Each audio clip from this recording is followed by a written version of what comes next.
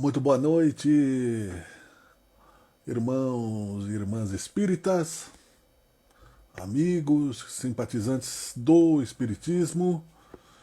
Estamos no ar, né? 19 horas e 15 minutos, quarta-feira, dia 2 de dezembro de 2020. Mais uma edição de nosso Comunicado Espírita Harmonia e Luz, aqui por esta digníssima página, né, da nossa Casa Espírita, Harmonia e Luz. Mais um braço, né, da nossa feliz transmissão. Estamos testando aqui, então, o áudio tudo bem, a imagem já subiu, né? Vamos, dentro de instantes, já iniciarmos a nossa prece e começarmos a exposição de hoje, baseado aí nas questões propostas por Emmanuel para o nosso processo de evolução. Eu sou Miguel Brambila e é um prazer sempre, né, estar na sua companhia aqui, conversando com todos, né? Primeiramente, sugiro que façamos uma prece, tá legal? Deus querido, Senhor Jesus, Espíritos de luz, nos iluminem. Somos pequenos, somos instintivos, somos passionais, mas intelectualmente, pelo menos, já te conhecemos o suficiente para empurrarmos o nosso coração na tua direção.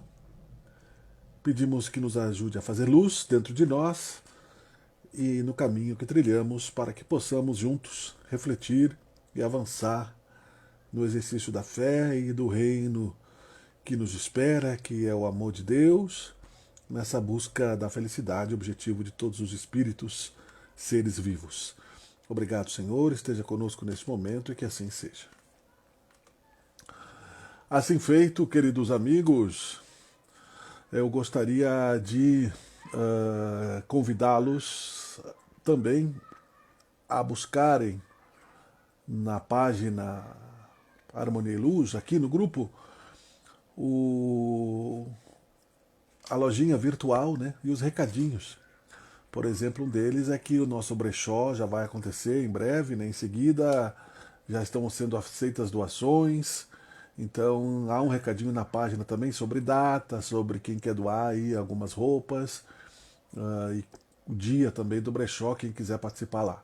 Está aí na página, né? Se você descer um pouquinho, né, com as outras palestras dos amigos, exposições e outras questões aí, você pode também ajudar nesse momento, né, de religiosidade espírita.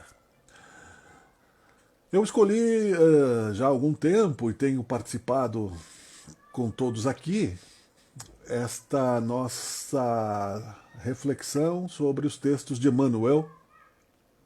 Lembrando que Emmanuel teve grandes momentos políticos na sua história como espírito, certos ou errados, o seu espírito, né, essencialmente era público.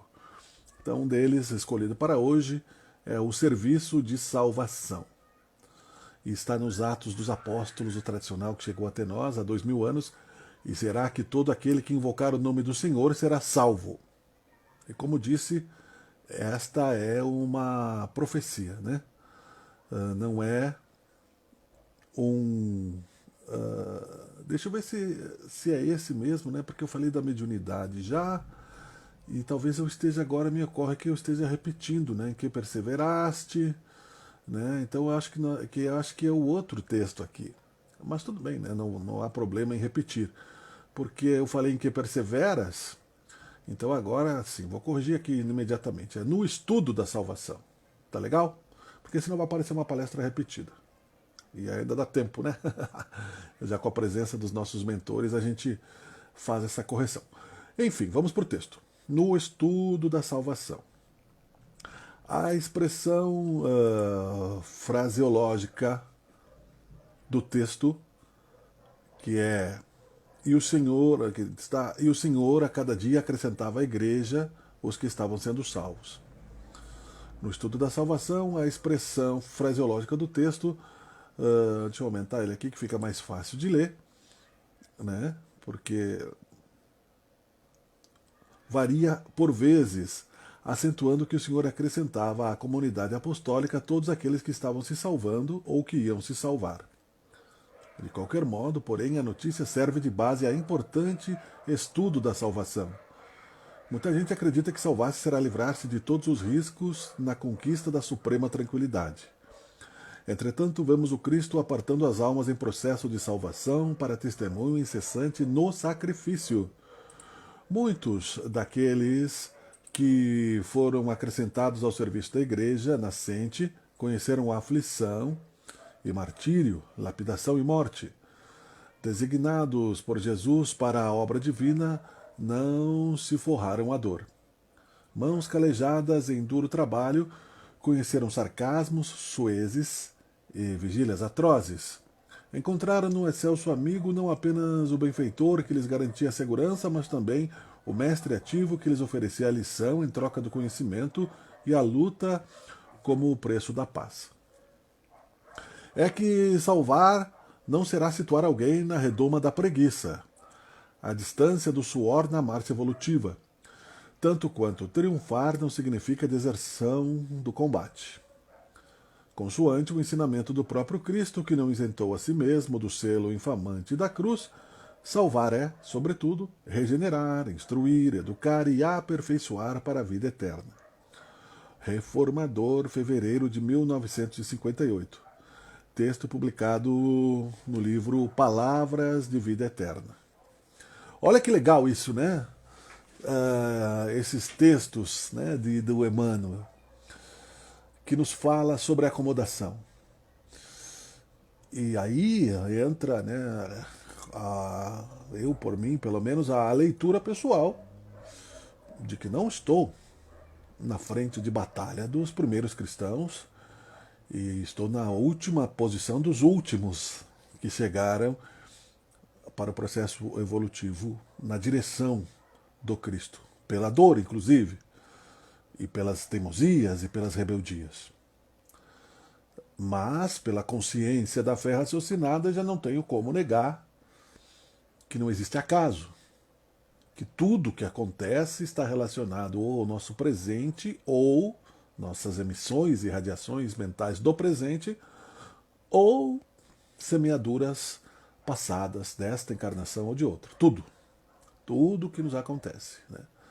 Então isso já nos torna candidatos à cura da lamentação, né? Não adianta dizer Senhor, Senhor simplesmente para encontrar a salvação. Por quê?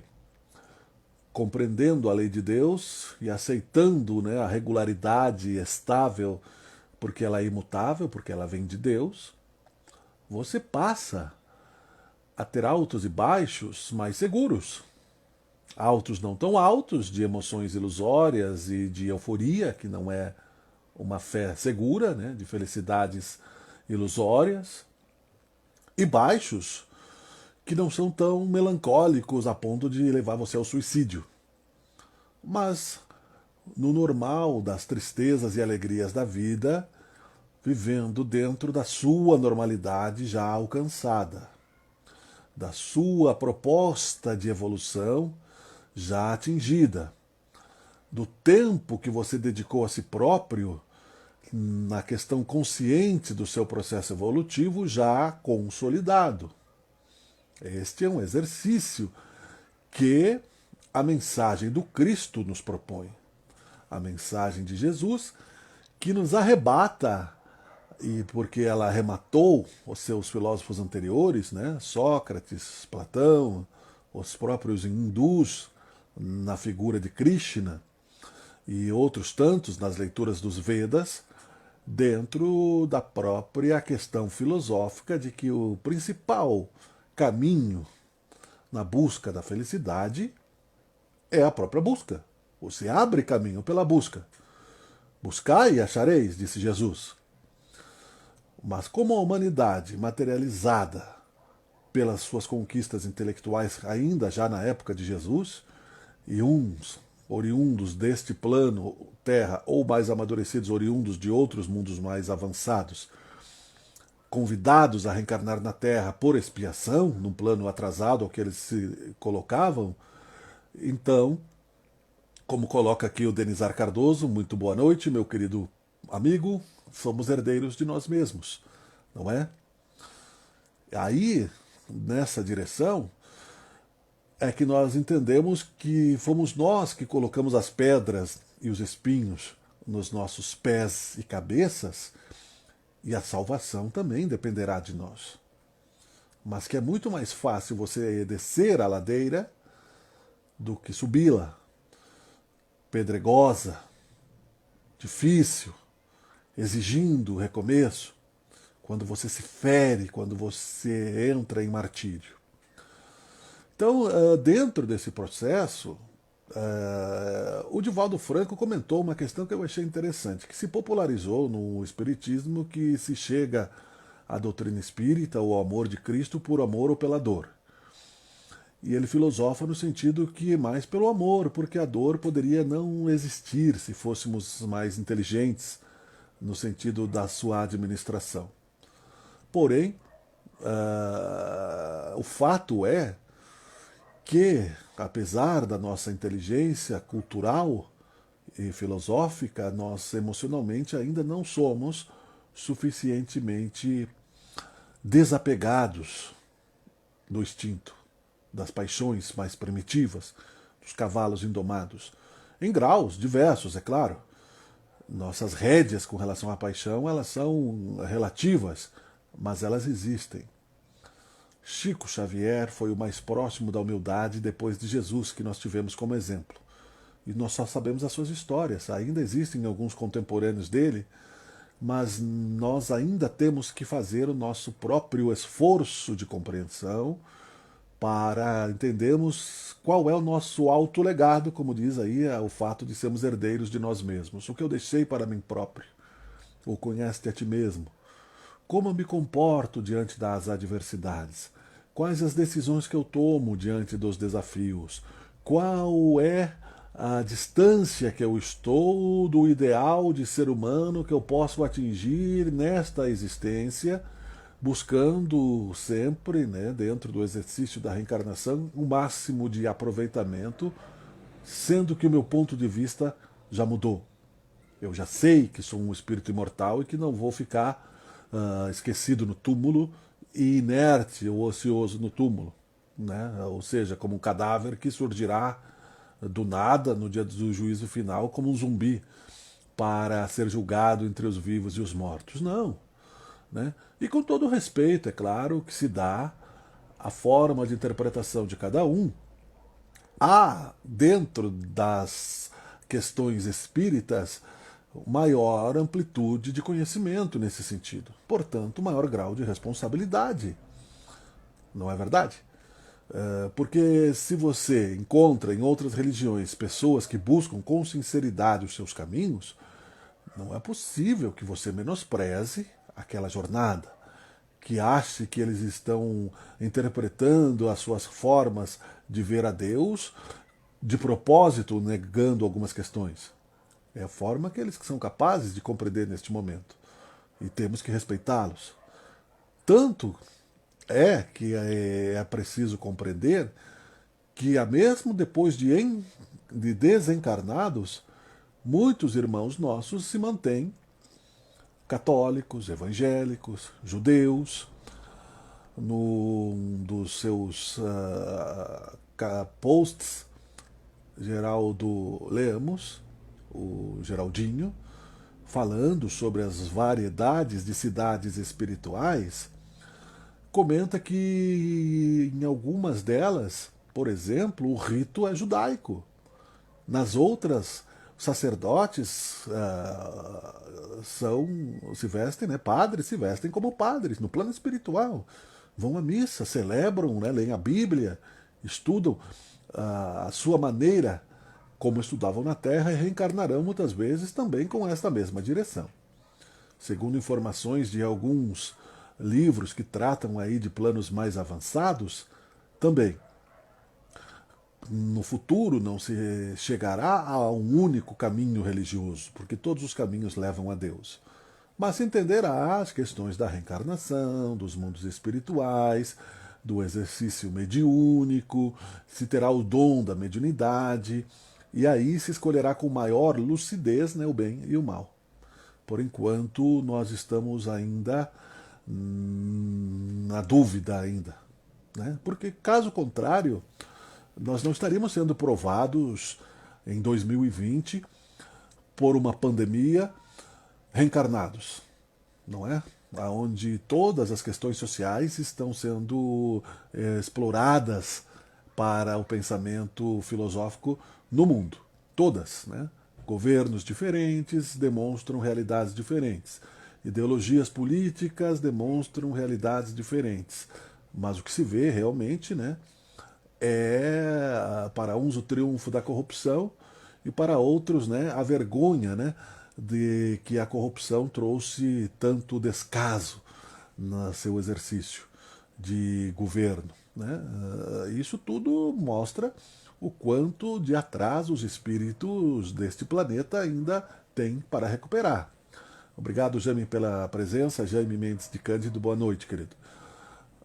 Quando se comenta isso, lembra-se que Bezerra de Menezes esteve, inclusive, né, como deputado estadual no Rio de Janeiro e mostrou-se ativo nessa questão da transformação, inclusive na medicina, que quando ele agia cobrava o que era possível que se pagasse. Eu cito como jornalista nos programas de rádio e web hoje em dia que comento que há um discurso do Rui Barbosa disponível de 1920, falando sobre a urbanização no Brasil, sobre a necessidade de se levar água potável para a população e esgoto para a população, né? A canalização de esgoto. Porque a França e a Europa fez esse trabalho no século XIX. Na época do Kardec, lá em 1800 e tanto, os políticos franceses já sabiam porque canalizar esgoto e levar água tratada, os romanos já faziam os aquedutos, isso no tempo de Cristo. Então veja que no Brasil, notícias recentes, e não é novidade, nós estamos aí com 50% só do esgoto tratado e da água potável em tempos de pandemia. Chico Xavier tinha muito cuidado quando falava dos políticos, dizia que tinha, né, como Jesus, pena deles porque não sabiam o que faziam, porque era muito triste realmente, né, perder a alma pelo poder. Dizia de que vale o homem ganhar o mundo e perder a sua alma. Sendo que, como temos dito, né, como Platão, o filósofo, ele até já teve ambições políticas e como reencarnado de outros planos. Mas na religião, como Chico Xavier, também no exercício da mediunidade com Emmanuel, nos trouxe regras de sociedade bastante claras, de mudança de comportamento íntimo, complementando a obra de Jesus, que se cumpríssemos, né, à risca, como nos é solicitado, como nos é convidado, a salvação seria 100% garantida. Sabe-se que no direito, por exemplo, os juízes e advogados não dão ganho de causa, porque somente quando a sentença é colocada. Mas Jesus, que era sábio, dizia que na mesma medida que nos julgarmos e julgarmos o próximo, né, seremos julgados pela nossa própria consciência, porque a nossa medida de julgamento para o próximo deve ser a nossa própria consciência interior, porque vemos um cisco, né, no olho do vizinho e uma trave dentro do nosso próprio olho. A hipocrisia, classificada naquele grupo de espíritos que Allan Kardec comenta num dos seus livros do Pentateuco, né, no livro dos médiuns, na Gênese. Na hora de tratarmos e ajudarmos esses irmãozinhos doando fluidos, nos colocamos quase sempre em posições superiores, né? Ó, irmãozinho sofredor, eu estou aqui para te ajudar, né? Sendo que normalmente, muitas vezes, é o contrário. A maioria das vezes, né? É o contrário. Porque nós ainda não estamos desapegados das paixões de orgulho e das vaidades. Estamos em filtro, né? Em lapidação. A dor não é uma necessidade imposta por Deus, que é Pai, que é amor, que é misericórdia. Ela é um alerta, ela é um sinal de desequilíbrio, um sintoma de que alguma coisa está errada. Mas, porém, considerando-se que ainda apostamos na supremacia temporária de felicidades fugazes, somos também grandes negadores da profundidade do Cristo em muitos momentos. São Pedro, até hoje dizem, né, os literatos, no plano espiritual, espíritas mais profundos que eu, que se envergonha de ter negado Cristo por 3 vezes? São Pedro. Então, né, vamos devagar com Andor, porque para São Pedro nós já estamos bem distantes, né? Imagine para qualquer outro aí. Nós não somos bons. Bons é Deus. Nós somos navegadores do bem em busca da autopreservação psicológica e social num primeiro momento. A autoajuda que se consagrou, né, e as obras espíritas dentro do contexto nacional é considerado de autoajuda. A religião é autoajuda, já diz o nome, né? Autoajuda, ajuda-te que o céu te ajudará. Então, depois deste momento é que nós passamos, sim, de certa forma, a auxiliar pela nossa experiência. Porque a terapia de grupo que Jesus propunha. Ele dizia que os cristãos reunissem-se em assembleia, ou seja, em grupos, né? E eles se reuniam antes de ser proibido o cristianismo publicamente. Depois, quando começou nas casas, né, de caridade, né, na casa de Pedro, e foi crescendo o grupo, etc., e saiu em pregação. Depois que começaram a ser perseguidos, devido aí à questão de que Nero culpou os cristãos pelo incêndio no centro de Roma, porque não tinha quem culpar, né, a não ser a si mesmo, os cristãos começaram também a reunirem-se nas catacumbas, para não serem martirizados e assassinados. O que eles faziam? Se ajudavam trocando experiências. As dores do dia a dia, o sofrimento, as angústias. Não eram todas as famílias que todo mundo era espírita, né? Eram espíritas, os primeiros apóstolos. Espíritas, como ressurgiu no Espírito da Verdade. Não com o mesmo nome, mas Jesus ensinou para os apóstolos os mundos espirituais, ensinou o exercício da mediunidade. Nós já falamos aqui na interpretação da xenoglosia, de um momento que aconteceu na Quaresma, que está no Ato dos Apóstolos, que a Igreja Católica celebra, que usa o espírito das línguas, né, que baixou nos apóstolos, e eles falaram para várias línguas, sem conhecer as línguas. Um fenômeno mediúnico, conhecido na atualidade por xenoglosia. Jesus ensinou que eles poderiam fazer o que ele fazia e mais, inclusive curas, inclusive autocuras. Pedro, por exemplo, em um momento que foi admoestado, como eles dizem, né, foi convidado por um mendigo a ajudá-lo, ele disse: olha, não tenho nada, eu sou pobre, mas o que eu tenho eu te dou, levanta-te e anda. E fez uma cura, né? Mas depois desse momento das línguas é que eles ficaram mais seguros. Até ali eles tinham dúvidas, porque foi o período que Jesus se materializou depois da crucificação e ficou entre eles. Então só deixou-se isso para o segundo plano na história da humanidade, o exercício da mediunidade, que foi perseguido pelo catolicismo antigo, hoje não é mais, graças ao João Paulo II, né, que pediu perdão pela Inquisição e por outras questões. Aqui em Caxias nós somos exemplo, por exemplo, de tolerância religiosa, sendo que várias vezes o Divaldo Franco já fez palestra aqui no Salão dos Capuchinhos, em Caxias do Sul. Né? Então isso jamais aconteceria nem na Espanha, que, em Barcelona, que o padre mandou queimar livros espíritas, o Evangelho segundo o Espiritismo. Então já há um grande avanço nas outras religiões em respeito, inclusive. A própria figura do Chico Xavier resgatou aí essa questão de que as religiões cristãs elas são muito próximas e com apenas alguma interpretação diferente das outras, mas que cada uma delas tem a sua função no caminho da evolução do ser. Isso, então, meus caros amigos, é o nosso exercício de salvação. O nosso exercício de salvação é estarmos em contato com a experiência de vivermos em sociedade, de estarmos vivendo com desafios coletivos que nos obrigam a sair do ostracismo, das nossas zonas de conforto. Como disse Emmanuel aqui neste texto, né, eu gosto de lembrar alguns pontos, né, para que a gente não fuja ao tema. Nós vamos até às 20 horas aproximadamente, agora faltam 20 minutos para as 8, né? Então o texto é no estudo da salvação. Então nós vamos agora contextualizar para nós próprios. Quando chegamos na doutrina espírita, até que nós amadurecêssemos, levou um tempinho. Cada um tem a sua própria vida pessoal, jornada pessoal. né? Eu sou oriundo de família católica, fiz os ritos católicos todos e respeito que a minha filha de 12 anos escolha fazer isso por alguma questão pessoal dela, né? Então frequento a igreja, fui à missa com ela agora semana passada, inclusive, né, a catequista sabe que eu sou espírita, mas eles sempre me convidam lá para mim ler, ler um texto de Isaías da Bíblia lá, bem legal. Bem legal, aliás, que falava, né, numa oração, porque Deus se escondeu de nós, né? E o texto diz que o profeta falava, né, Deus não se escondeu de nós, né? Nós é que não o procuramos. Então a reflexão era essa, né? Que o Deus, quando aparece para nós, é uma alegria em nossas vidas.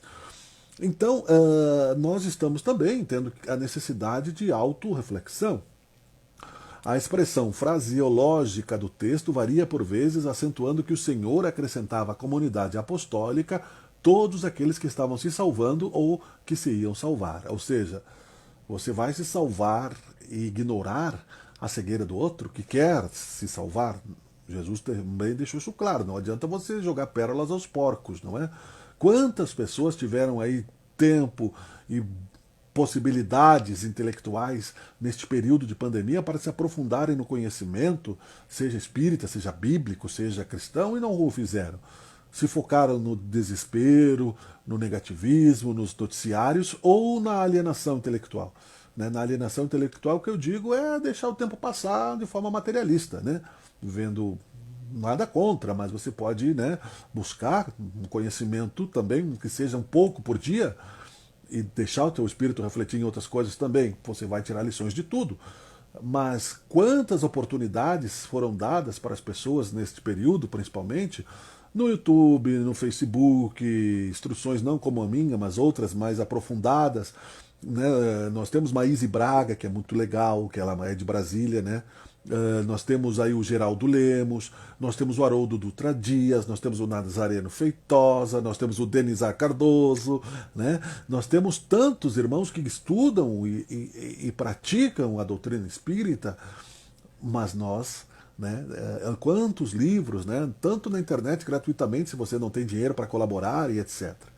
Então Jesus cobrava sim essa responsabilidade, né? De qualquer modo, porém, a notícia serve de base a importante estudo da salvação, como diz aqui Emmanuel. Muita gente acredita que salvar-se será livrar-se de todos os riscos na conquista da suprema tranquilidade. Então, o espírita que não compreende, né? Uma pessoa me disse uma vez, e eu não vou dizer o nome, mas né, que o meu pai estava doente, né? Por que a minha religião não salvava ele, né? Por que eu não ia lá e não curava meu pai, né? Eu digo porque eu não sou Deus, né? Porque é o karma dele, né? Porque é a vontade de Deus, né? Mas veja que o tamanho desespero as pessoas levam a imaginar que se Jesus fez milagres, você pode evitar a morte, você está imune ao coronavírus, né? Você pode se expor que você não vai morrer porque você é um cristão espírita milagreiro, né? E é mentira, né? Nós somos seres humanos, né? Inclusive com a possibilidade de errarmos até mais, porque quem muito tem, muito será pedido também. Muito será dado, aqueles que muito receberam, muito será pedido, não é cobrado. Deus não cobra de ninguém. Porque se Deus nos cobrasse, né, o que tanto que nós devemos para Ele, de forma instantânea, né, não há prisão espiritual que nos mantenha, né, por tempo indeterminadamente justo para nos dar a liberdade. Nós, dizia já Chico Xavier, estamos em liberdade condicional. Estamos reencarnados, é uma misericórdia. E uma misericórdia, aliás, avançada, porque, segundo o Divaldo Franco, a fila para reencarnar é bem grande. Né? Então, quer dizer, se a fila é bem grande e nós tivemos uma condição para reencarnar, a misericórdia é dobrada, né? Porque Deus não privilegia ninguém. Portanto, é certo que Ele conta com nós no trabalho de expansão da consciência, para que se dê, da consciência divina, buscai primeiramente o reino de Deus, o resto vos será dado por acréscimo, para que se dê a maior capacidade de decisão dos seus filhos, nossos irmãos menores ou maiores, no caminho que querem trilhar, à esquerda ou à direita de Cristo. O que significa salvação do quê? Salvação para continuarmos reencarnando no mundo em progresso na direção agora da regeneração. Não temos que ir para outro momento de choro e de ranger de dentes. Porque a palavra salvação dá a impressão de que quem não se salvar será aniquilado, né? Vamos filosofar um pouquinho no contexto aí da linguística desta questão. se você interpretar assim, é verdade, né? Você ou vai para o inferno eterno, né? Ou você se salva, e aí o desespero é maior. Mas o que Cristo quis dizer é salvação desta colheita temporária, aonde o joio seria separado do trigo. Em várias vezes ele falou isso, né? Dando a diferença, né? Como se fosse o... Até existe uma simbologia no catolicismo, né? Do óleo e a água que não se misturam, né? Separando, né, o joio do trigo, mas era preciso que crescessem juntos. Existe um momento que fala sobre isso, que o inimigo semeou o joio no campo de trigo do semeador. E ele foi reclamar ao Senhor e ele disse: o que eu faço agora? Espere que ambos cresçam, né? Porque enquanto são pequenos tu não vai saber a diferença, então tu vai cortar o trigo. Depois que eles crescerem e provarem, né, suas virtudes, então o joio, que é um mato inútil que cresce no meio do trigo, será separado para que você possa ter uma boa colheita e etc, etc. É uma metáfora, é uma simbologia.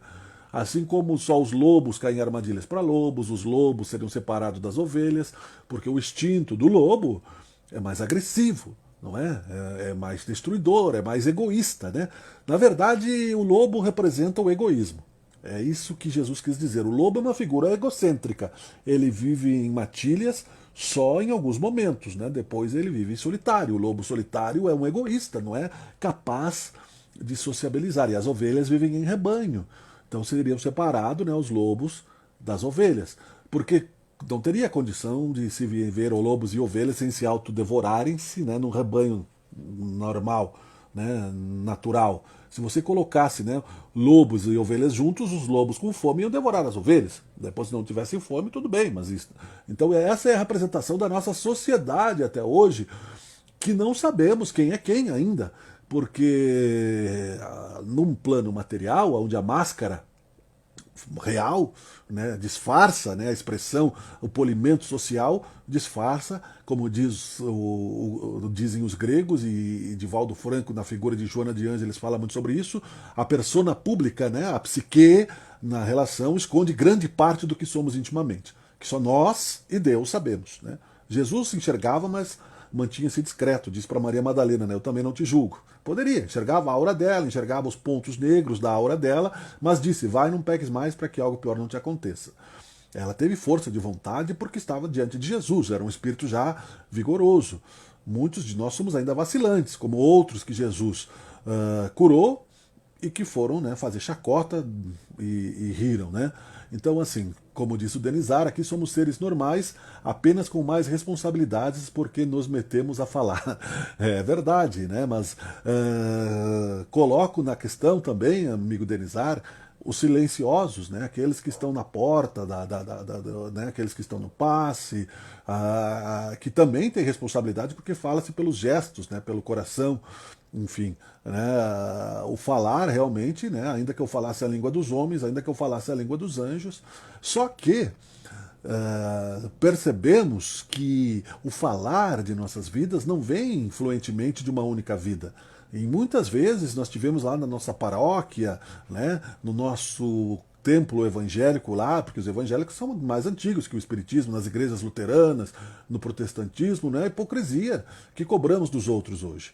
E antes de reencarnarmos, né, estávamos aqui, ó, com manchas, né, o orador espírita, ele sabe disso, né, ele sabe que aqui na aura dele, e quem é médium vidente, tem manchas profundas, né, da mentira, da vaidade, ou da política, né, da indução a outras pessoas ao mal, né, e através da possibilidade psicofônica de receber a intuição de um irmão que se aproxima, que usa nosso conteúdo e nosso verbo exercitado para falar, isso vai se limpando. Como você limpar a garganta, né, com o Cepacol, sei lá, né, vai tirando aqueles miasmas aqui que se transformariam em doenças, né? Você perderia a fala, né?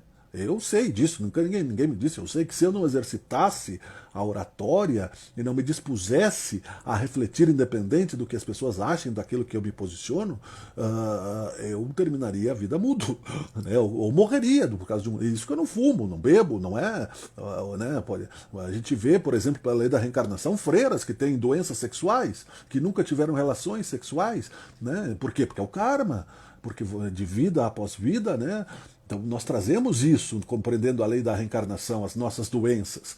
Então, desta forma, não nos envaideçamos, né? Somos sim. Eu acho que nós somos piores do que seres normais, nós somos mais para anormais, né? Mas essa é uma pessoa a minha, do que seres normais devido à mediunidade de compromisso que nós temos, de termos a coragem de nos expor ao risco da demagogia, da hipocrisia e dessa mediunidade, como diz o Raul Teixeira em muitos das suas palestras, não é? Que o médium desequilibrado, onde está baixa a vibração, ele é o mais baixo de todos. Né? Ele vai lá e, se é o momento, né, de algazarra, ele é o que mais faz algazarra. Porque a sua vibração, né, a mediunidade, ela é um botão de sintonia. Ela, né? O que acontece? Para você receber um espírito de vibração superior, você precisa vibrar de forma superior, aí ele vai te inspirar. Por isso que muita gente prega o jejum. Né? O jejum ele te acelera aí as questões espirituais, então entra em sintonia, né? Aqui está o espírito, aqui está você, ele baixa, você sobe e se encontra aqui na mesma faixa vibratória, para que haja uma comunicação. Assim é, por exemplo, aqui está o dial, né? A onda do rádio está passando, o seu dial está aqui, você vai até, antigamente era assim, né? Você vai até a estação que você quer ouvir, você passa a ouvir. Então aí você escolhe o canal. Se for, e o contrário também, aqui embaixo está o espírito do mal, você está aqui em cima. Ele está te puxando, você desce. E a mediunidade serve para isso, né? Espíritos que foram grandes oradores na história eram mediunizados por seres das sombras, né? A gente não precisa citar, mas a gente conhece a história do Holocausto, né? Inclusive aquele cidadão lá que está, pela misericórdia de Deus, sendo atendido por Gandhi, né? Que foi o Adolf Hitler, no plano espiritual, que o anjo da guarda dele o abandonou, o Gandhi assumiu, que era o antítese da guerra, era o homem da paz, era a reencarnação do rei Davi, citado na Bíblia, essa é uma outra história. A salvação, portanto, ela não significa aniquilação, citando agora o espírito do Hitler. Nenhuma ovelha se perderá. Há quem diga que não são os espíritas. Por exemplo, quando estudei, aqui no YouTube tem muitas palestras, que é um livrão grosso assim, o livro de Urântia. Eu não li o livro, ouvi as palestras, né? É muito legal, fala dos planos espirituais, dos anjos, fala da queda de Satanás, que ele era um anjo, é bem legal. Ótimo, tudo maravilhoso, mas aí eles falam na morte de Satanás, aí já... Porque qual o pai que vai querer aniquilar um filho, né? E sendo que Deus é um pai perfeito, vai criar um filho que não seja fadado à perfeição, seria um fracasso, não seria Deus. Então nenhuma ovelha se perderá. Quando Jesus disse isso, foi justamente essa questão.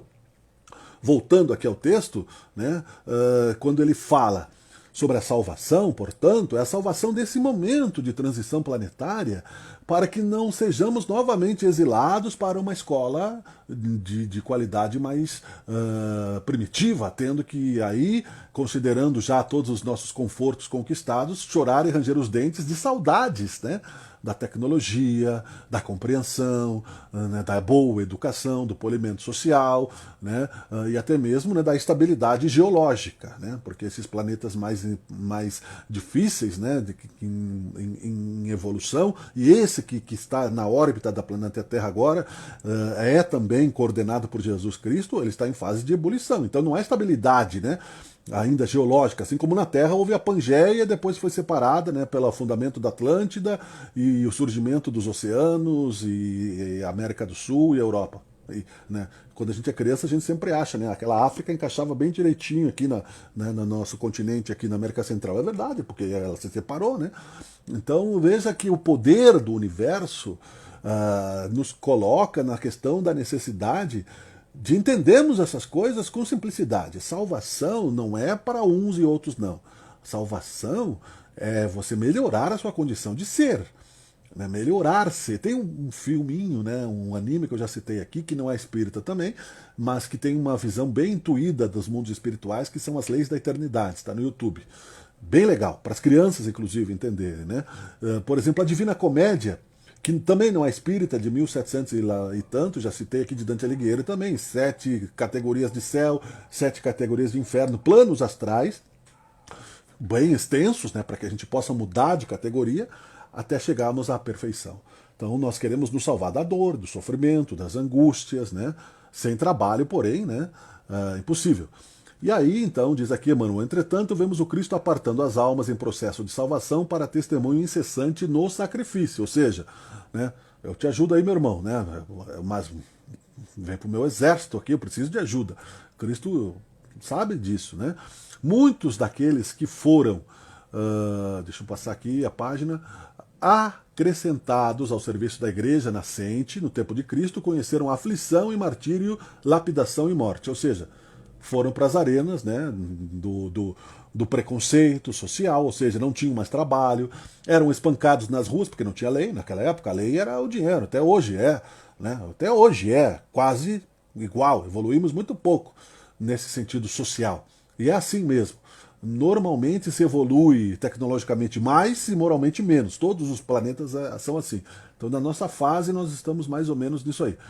Designados por Jesus para a obra divina, não se forraram a dor. Ou seja, não pensemos, né, que você, livre das desobsessões, daquele inimigo que te perturbou, você perdoou, que agora, né, na hora realmente do trabalho, né, você, por ser cristão, por ir no centro espírita toda semana, por orar e vigiar, por não pecar mais para que algo pior não te aconteça, né, não vai ter que colher a semeadura de outras semeaduras. Né?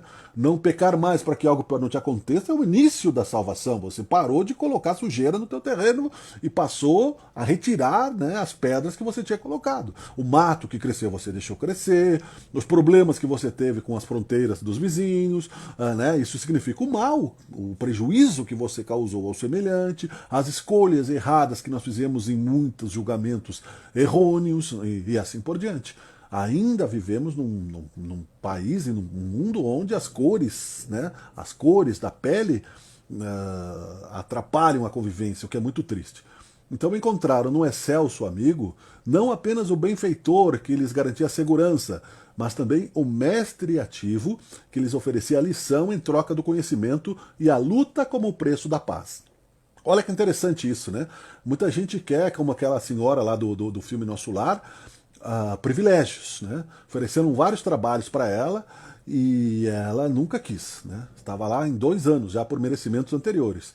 Tem algumas histórias que contam de planos superiores, a pessoa, por exemplo, os Hare Krishnas, né, tem o Bhagavad Gita, então na cultura deles, quem lê o Bhagavad Gita, só basta ler, você tem direito a uma encarnação num planeta superior, e se você não trabalhar lá, você volta para a Terra. O Ramatiz, que é também lido num livro A Vida no Planeta Marte, também fala sobre essa sociedade altamente evoluída e caridosa, onde lá estão 5.000 anos em termos de tecnologia avançados com relação à Terra e 1.000 anos de moralidade. Um livro de 1959, psicografia de Ercílio Mais, que é importante que se tenha como referência nas muitas moradas da casa de Deus, aonde espíritos que são ociosos estavam lá achando que estavam de férias eternas. Ganharam a oportunidade de reencarnar lá, mas não faziam mais nada. Aqui é o paraíso, né? Como lembra a novela Viagem, que lá só tinha árvores, coelhinhos, e parecia que eles não trabalhavam, né? Não apareceu eles trabalhando nessa novela, apareceu lá o cidadão no obsessor. Mas o trabalho espiritual, muito pouco. Então é preciso que se mostre o trabalho espiritual também, né? Para o bônus hora, né? Que tanto aqui na Terra quanto lá. Nós aqui fora da caridade e na salvação, nós temos bônus hora. O bônus hora que se tem no trabalho de caridade, seja ela qual for, moral ou material, que depois vai ser... Se você quiser só o aplauso, você já está gastando o teu bônus hora como um perdulário, porque aí é a vaidade, né? Vai e recomeça a tua obra, como diz aí na literatura, porque, como diz aí o Denizar, né, nós somos normais. Então, como o Chico Xavier nunca teve o direito autoral dos livros que psicografou, porque sabia que recebia muita influência, não é que ele não soubesse o que ele estava escrevendo, ele sabia de memória tudo e poderia escrever vários livros da sua própria mente se quisesse. Mas como ele tinha colaboração e trabalhava na coletividade e a mediunidade gratuita que nós temos que exercitar para resgatar o mal que fizemos na semeadura negativa, a nossa salvação, no caso dos espíritas, e todos aqueles que são espíritas e simpatizantes têm mais proximidade da mediunidade, do significado dela, porque todos têm essa possibilidade de auxiliar-se através da própria mediunidade, auxiliando ao próximo, né, organizadamente e gratuitamente, é o que nos dá, então, a possibilidade de alforria espiritual, falando habeas corpus espiritual. O bem que fazemos é o nosso advogado, diz aí o Divaldo Franco, o Emmanuel e outros. O bem que fazemos em toda parte é a testemunha de que nós poderemos, em algum momento, estar mais merecedores da misericórdia de Deus pelo seu amor do que por simples caridade, né? Por merecimento realmente conquistado. Isso é salvação. Nenhuma ovelha se perderá, significa que outros também se salvarão, cada um no seu tempo, mas nós estamos falando de progresso e de estudo, ou seja, parte-se do princípio, né, que se você escolher um caminho, você quer caminhar nele, né? Você não escolheu um caminho para ficar estacionado num belvedere, né, observando as montanhas, sendo que você está na metade da jornada. Então, o Mestre Jesus, que trabalha até hoje e diz que Deus trabalhava, que deixou o seu reino de felicidade para encarnar e nos mostrar o caminho, a verdade e a vida, nos disse claramente isso, que é preciso que trabalhemos, sim, mas não que nós não tenhamos o direito a ter o lazer, é óbvio, né? Que você pode fazer as suas orações e divulgar e ser exemplo em qualquer ponto de que você esteja do universo, qualquer momento, não tem alto e baixo no universo, nem na linha do tempo, né? Então é que salvar não será situar alguém na redoma da preguiça. Primeira coisa, a distância do suor na marcha evolutiva. Tanto quanto triunfar não significa deserção do combate, né? Não existe medalhas, né? Até porque medalha sem mérito, quem tem consciência sabe que ela é fugaz, né? Então já há mais preocupação nisso, quando você entende que o que você recebe é porque você tem direito, né? O que é seu por direito há de chegar até você, seja espiritual, seja material, seja emocional. Consoante o ensinamento do próprio Cristo, que não isentou a si mesmo do selo infamante da cruz, ou seja, né, não negou sua parte de sacrifício, educar e aperfeiçoar para a vida eterna. Olha que bonito isso, né? Educar e aperfeiçoar para a vida eterna, constantemente. Constantemente. Né? Cada dia é um dia diferente do outro.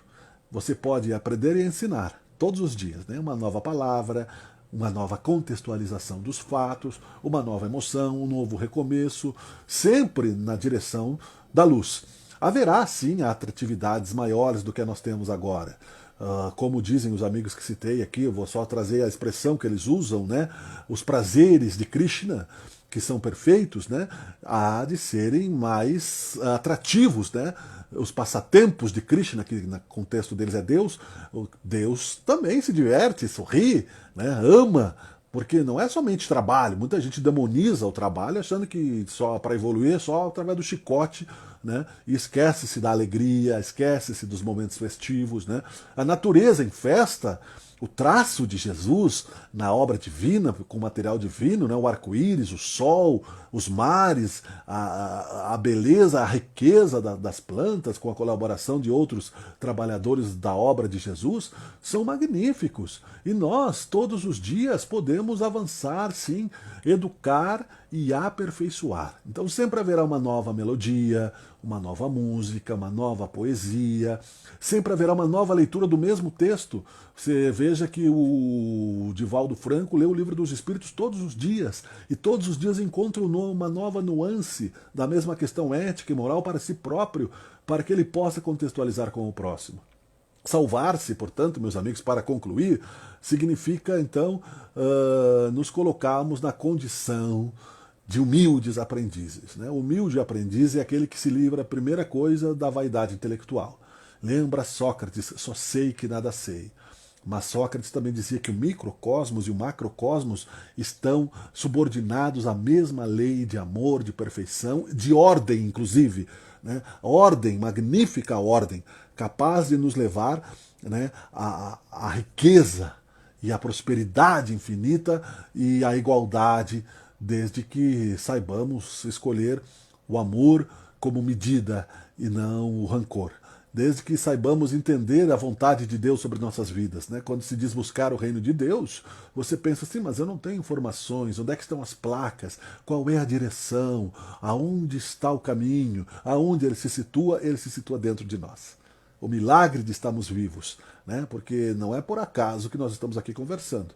Não é por acaso que essa tecnologia magnífica que nós temos, que não tem em mundos inferiores ainda, surgiu. Veja, só para concluir, né, porque já passei do tempo, citando a esperança da pandemia, que a nova tecnologia de vacina ela criou sinteticamente um pedaço da cadeia molecular do vírus, geneticamente, que inoculado no organismo, vai fazer com que as nossas células se repliquem e criem imunidade dentro do código genético. Olha como isso é magnífico, não é? Então, a inteligência inspirada por Deus, a ciência, levou a essa nova vacina muito mais rápida, muito mais eficaz, com quase 100% de eficácia neste momento de pandemia, principalmente, que poderia, como já dissemos, ser atômico. Então, a ciência foi usada para o bem e a energia atômica foi deixada de lado. As guerras, não teremos essa hecatombe atômica, graças a Deus. Mas veja como isso é magnífico, como o corpo humano é magnífico. Essa decifração da vacina, ela está baseada na divisão celular. Nós estudamos na escola que... Por que nós envelhecemos, né? Nós temos as divisões moleculares. A célula se replica, a célula da... Nós nunca somos os mesmos. A cada 7 anos, a nossa matéria é outra, dentro do mesmo corpo, dentro da mesma encarnação. A célula se replica, como tinha fita cassete antigamente, e ia perdendo qualidade, né? Magneticamente. Ela se replica, mas ela não se replica com toda a perfeição, então ela vai ficando mais. Ela dura menos tempo, a gente vai ficando mais velhinho, né? Com menos fluido vital, até que a gente desencarne. Mas se a célula não se reproduzisse, a gente morreria, porque a célula da pele cai em milhares de células todos os dias e novas vão surgindo. O que eles fizeram? Entraram na genética do vírus, conseguiram encontrar aí o antivírus como se fosse um computador. Esses hackers, essa linguagem de computador, né, que você, como se você colocasse um antivírus no teu computador, que fosse lá nos programas, buscasse todas as formas de proteção e automaticamente funcionasse. Veja como o corpo humano é sábio, porque toda a ciência imita o corpo humano. Né? Como a ciência de Deus, também a tecnologia, né? É humildade que nós temos que ter para compreender Deus, para amar a Deus e entender onde está o seu reino. Então, se compararmos com o computador, né? A central do computador, dentro de nós, ali também tem um comando, né? Deus é o nosso Criador. Não teríamos vida se não fosse Ele. Né? Somos vivos, as máquinas não têm vida, mas nós temos vida e vida eterna, imortal. E a felicidade, que não é desse mundo, porque aqui nós temos muitas aflições ainda e teremos, inclusive criadas pela nossa instabilidade emocional, vai nos levar, assim, pelo menos a um passo adiante na questão de salvação. Já nos salvamos de algumas coisas, né? Já nos salvamos de algumas coisas, né?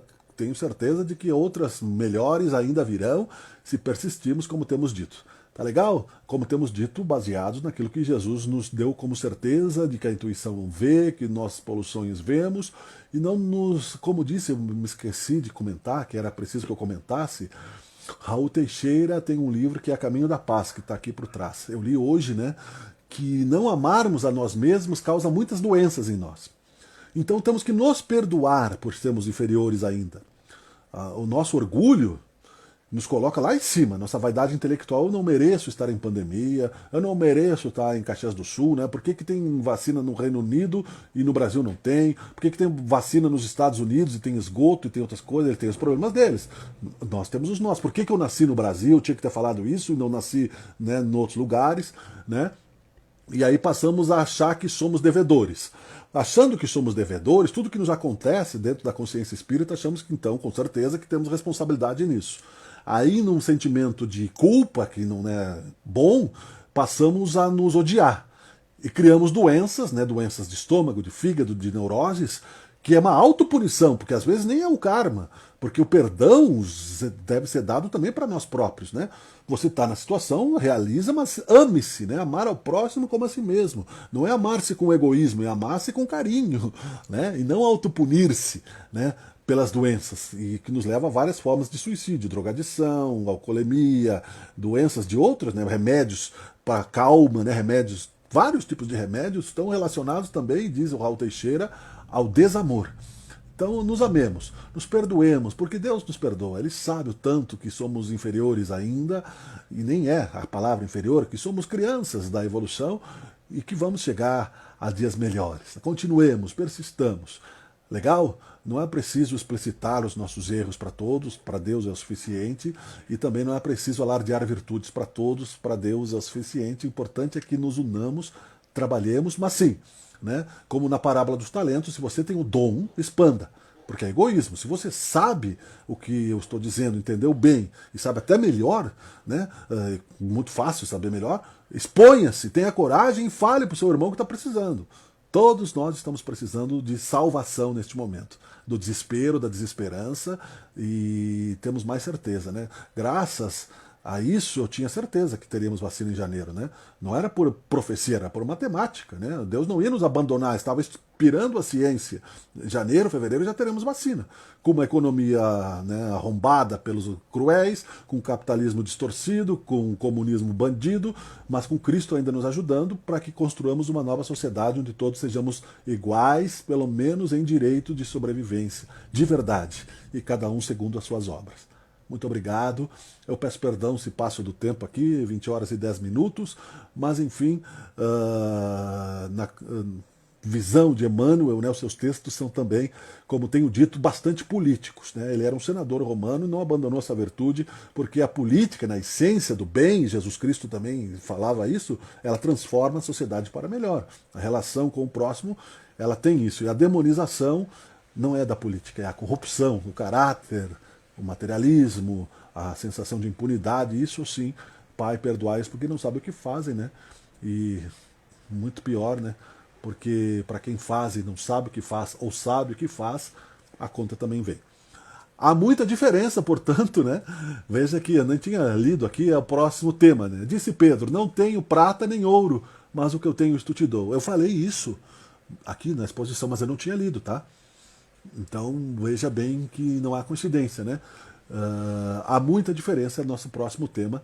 Vamos conversar sobre isso na semana que vem. Um grande abraço, Senhor Jesus, muito obrigado pela tua presença, muito obrigado pela tua discrição diante da nossa inferioridade, muito obrigado por nos manter oportunizando-nos o caminho da luz, e que possamos, Senhor Jesus, utilizar toda a possibilidade fluente como verbo na prática do bem emocional. Que seja feita a tua vontade, querido Deus, sobre os nossos destinos. Obrigado, queridos. Um abraço a todos. Deus abençoe a todos nós. Força, porque a pandemia já está no fim. Aí nós temos que continuar, né? Até a felicidade. Valeu, um abraço. Tchau, tchau.